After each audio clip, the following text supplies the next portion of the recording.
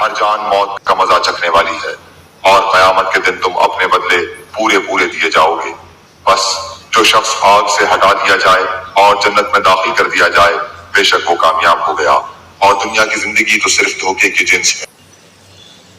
کل نفس ذائقۃ الموت، دوسری طرح سے تسلی دی جا رہی ہے کہ ہر نفس نے موت کا ذائقہ چکھنا ہے۔ یہ دنیا میں آپ جو آزمائشوں میں ہیں اور یہ مخالفت میں مخالفت کیے جا رہے ہیں، تو آپ غم نہ کریں، ہر نفس نے موت کا ذائقہ چکھنا ہے۔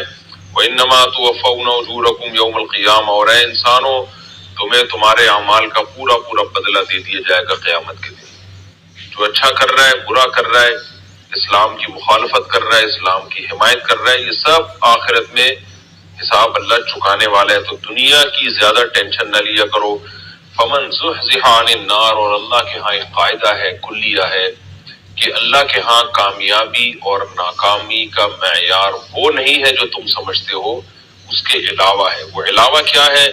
فمن زحزح عن النار، جس کو آگ سے بچا لیا گیا، وادخل الجنہ، اور جنت میں داخل کر دیا گیا، فقد فاز، تحقیق وہ کامیاب ہے۔ اللہ ہمیں بھی اس فہرست میں شامل فرما لے۔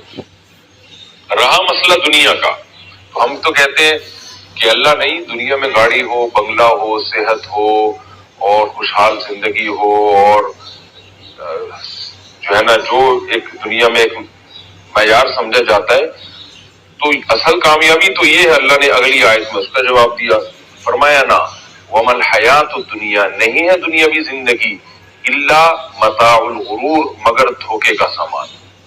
کیا مطلب؟ تمہیں ایسا لگ تو رہا ہے کہ یہ دنیا کامیابی کی جگہ ہے، مگر ہم پہلے بتا دیں یہ دھوکے کا سامان ہے۔